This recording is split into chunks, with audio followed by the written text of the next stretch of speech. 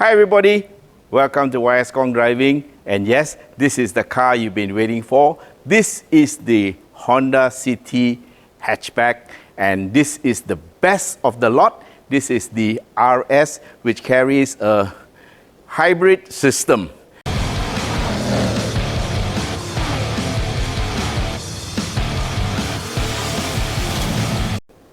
And this system is the IMMD, which, to put it simply, makes it more of an electric car with an engine to help it, rather than a hybrid system that has an engine and a battery to back it up.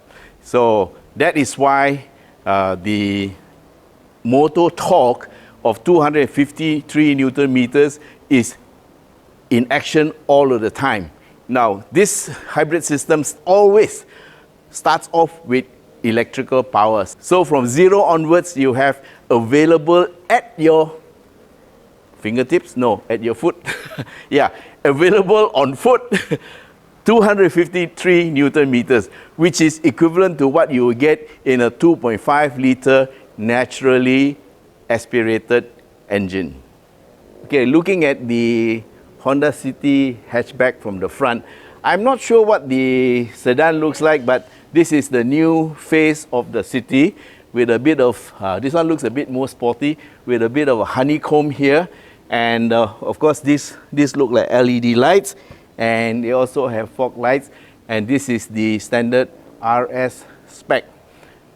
So this one begins to look more like the Civic and the Accord. They share the same type of nomenclature. So the Honda identity is very, very clear. Of course, here you see a little bit of blue edging on the Honda emblem. This is to show that it is, well, it's actually half electric lah. So, looks pretty nice to me. And of course, the difference will be at the side and at the back. Okay, looking at it from the side profile, immediately you see that is totally different. Well, it's not so different. It looks still very much like a sedan, except that there is no tail. It's been chopped off. Just for your information, the wheelbase, which is the center-to-center distance of the front and the rear wheels, remains at 2600 mm, exactly the same as in the Honda City sedan. So basically, the two cars share the same platform. Of course, at the rear end, the main item is the chopped off tail, and this gives the car a more sporty look. Okay, in terms of suspension, the front still carries the McPherson strut arrangement. Okay, the wheels are 185/55 R16, so they are 16-inch wheels. Is there room for any inching up? Yes, there is. There's plenty of space. I think you can easily go 17 or 18 if you want. And of course, your aspect ratio has to change. But from what I tested with the car, 16-inch seems to be quite good. And of course, 16-inch wheels are much cheaper to replace than 17 or 18. So what we have are McPherson struts in the front, and the brakes are single pot floating caliper. And of course, the discs are ventilated. Okay, at the back, it looks like a single floating caliper, and of course, smaller disc, but it's a solid disc, and tire sizes are the same. And suspension at the back is a torsion beam, but this torsion beam looks like it has a little bit of allowance for a bit of movement. So I expect that this car will handle quite well. I've driven the sedan up the mountains, and it seems to be also quite good. So I would expect that this car would be very close, and plus the fact that there is no tail, it should be a bit better around the bends. Okay, this is the part of the car that is different from the sedan. So you get a nice rear wiper, and of course this hatch look. A lot of people say it looks like another German brand, but well, to me it looks nice lah, you know. It's sporty, and there's a nice looking little diffuser here. And of course here, this is the one that you want, the RS EHEV. yeah, this is the top of the range, and I would say this is one of the best cars you can buy in this price range, because it not only gives you fuel economy, it also gives you fun, and that's the most important part of any car. You must enjoy driving it, right? Okay, let's take a look at the rear end of the car. Okay, boot opening is purely mechanical. There's no auto switch and all that. And you get a tonneau cover that is actually linked to the boot lid. So this cover can be easily removed, and if you need to go to IKEA and carry some furniture or pots, you might want to leave this at home, but I'm sure you can find a place to put it inside just in front of the rear seats. But let's put this aside and let's see. You can lower the seat down because this is, after all, a hatchback, and you can get very good. Wow, that's fantastic. Yes, you can see that the floor actually folds flat, and this is because the car has the Ultra seat, and this gives you a really flat surface. So this is not something new, but it's something that was carried forward from the Jazz. And by the way, you won't be able to get the Jazz anymore. A little bird told me that. So this is going to be the new car of the future for Honda in this segment. But I like this. You can put a big mattress there and fall asleep. Of course, that's not very safe, but well, this is the amount of space you can get, and this is truly impressive. All thanks to the Ultra seat designed by Honda.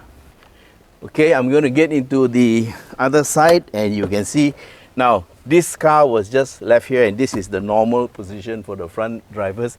And look at me, I'm sitting inside here, and there is so much leg room.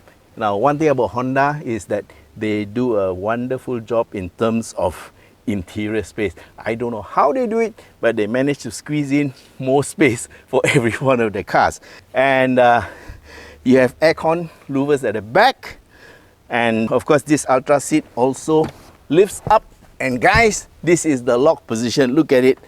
Plenty of room for you in case you want to put in any stuff, and you can put in a flower pot. Yeah. This seat goes up, and this lever is the lock mechanism that holds it up. All right, this is a quick look at the interior. Okay, looking at the seats, they are mechanical, and moving up, you can see they are semi-buckets, and they look like they hold you very well. Yes, they do, because I've driven the car. You get the leather-wrapped steering wheel, very nice gear lever, and a dashboard that looks pretty stylish and sporty. Overall, what do I think of this car? I think as a hatchback, it is a very refreshing look for Honda, because we haven't had a Honda hatch for a very long time.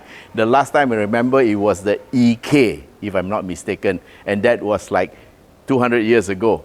Okay, somebody said the Jazz is a hatchback. Nah, the Jazz is not a hatchback. This is a hatchback. The Jazz is a Jazz. Okay, never mind. So the hatchback is something that is really refreshing, and yes, it is time for Honda to have a hatchback. And of course, you can always buy the standard 1.5 with the 121 PS and 145 Newton meters. But if you can afford it, guys, this is the one. Don't think of it as a hybrid, because a lot of people have hang-ups about hybrids. Think of it as an electric car with an engine to help it. Yes, by definition, it's a hybrid because it has an engine, it has an electric motor, and it has a drive and batteries, yes. But in actual fact, the IMMD, that's why they shout so much about the 253 Newton meters of torque, because these 253 Newton meters of torque, which is equivalent to that of a 2.5 liter car, comes from the electric motor. And I did a video before on the IMMD system when I last went to Tokyo. That was about 2 years ago. And I already said that this is going to be the next great thing from Honda. And it is here, and it is now, and you can book the car right now.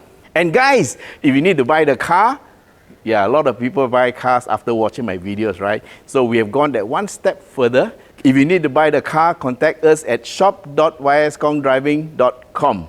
And if you want a little bit more personal attention, call me at this number and I will personally attend to you. And if you can't get through, do send me a WhatsApp. And of course, you can book the car through our channel. And my personal advice is get your booking in early because there's going to be a long queue. Anyway, thank you very much for watching our video. We will try to get this car as quickly as possible to go up and do our regular Genting hill climb. And until then, ta-ta and bye-bye and see you!